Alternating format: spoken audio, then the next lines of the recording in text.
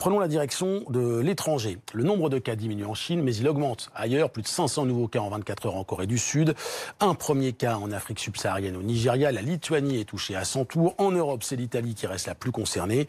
Dans le nord, certains villages sont placés en quarantaine, alors que dans les grandes villes, les habitants se ruent dans les pharmacies. Reportage de nos envoyés spéciaux Anne-Solène Tavernier et Emmanuel Abruna. L'entrée se fait au compte-gouttes. Face à la progression du coronavirus, les carabinieri, les forces de l'ordre transalpines, déploient les grands moyens. Sauf dérogation, personne n'entre ou ne sort des villes en confinement. C'est ce qu'on appelle la zone rouge. Comme ici en Lombardie, chaque véhicule est contrôlé. Nous vérifions que les personnes qui veulent accéder dans la zone rouge ont bien l'autorisation de le faire et que les personnes qui ne l'ont pas n'y accèdent pas. Et que les personnes qui sont dans la zone n'en sortent pas, si ce n'est pas pour une raison particulière. Les consignes sont strictes, seuls les médicaments ou les biens de première nécessité peuvent être livrés. Comme la nourriture, acheminée par ce chauffeur pas vraiment rassuré. La situation là, ça vous inquiète ?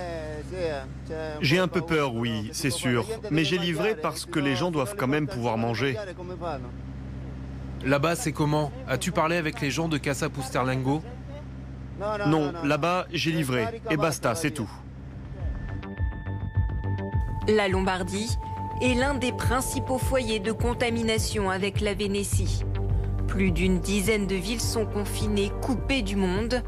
Notre équipe a tenté de passer l'un des barrages pour s'y rendre.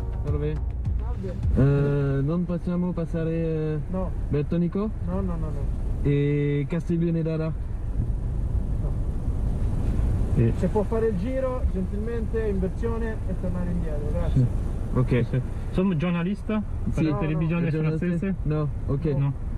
E le persone restano? E persone fermate che facciamo fare il giro, non possono uscire. Pourtant, en louvoyant un peu, en empruntant les routes secondaires, notre équipe a pu accéder à la petite ville de Codogno. C'est ici qu'a démarré l'épidémie. Et comme dans toutes les villes en quarantaine, les autorités ont demandé la fermeture de tous les lieux publics. On est obligé de fermer à cause de ce virus pour au moins 2 semaines. Toutes les activités sont fermées. Habituellement, on a beaucoup de monde ici, surtout le samedi soir avec les matchs de foot. Mais là, vous le voyez, les rues sont vides, tout est vide.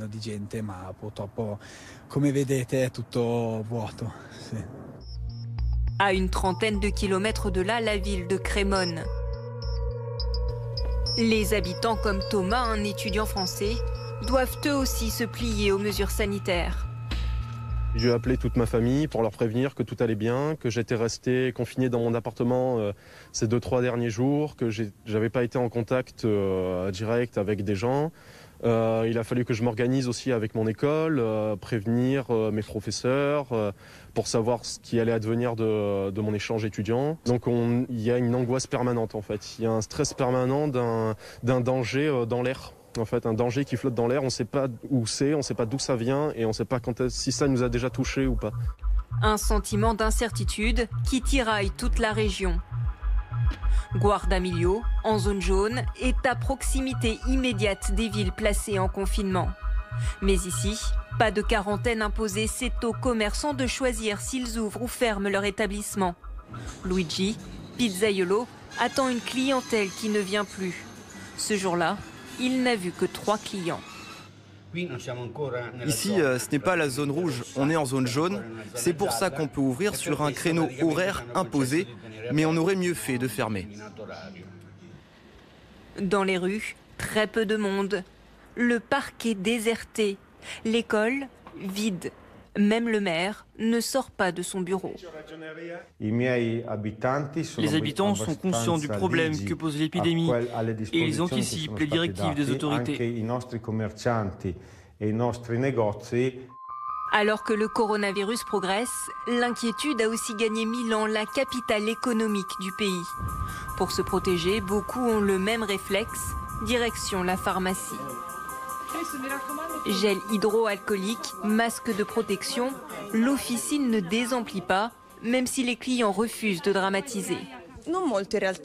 Je ne suis pas trop inquiète, j'essaye de rester calme, car avec la panique ambiante, c'est la première chose à faire. Je pense que c'est juste une grippe. Je n'ai pas 80 ans, mais j'espère quand même ne pas en mourir. Face à l'affluence, ce pharmacien est bientôt dévalisé. Il n'y a plus rien. On avait commandé 300 masques, mais les gens en avaient déjà réservé, donc on n'en a plus du tout. Des chercheurs d'un hôpital de Milan affirment être parvenus à isoler la version italienne du Covid-19. Une aide précieuse pour les aider à mieux comprendre et circonscrire la maladie.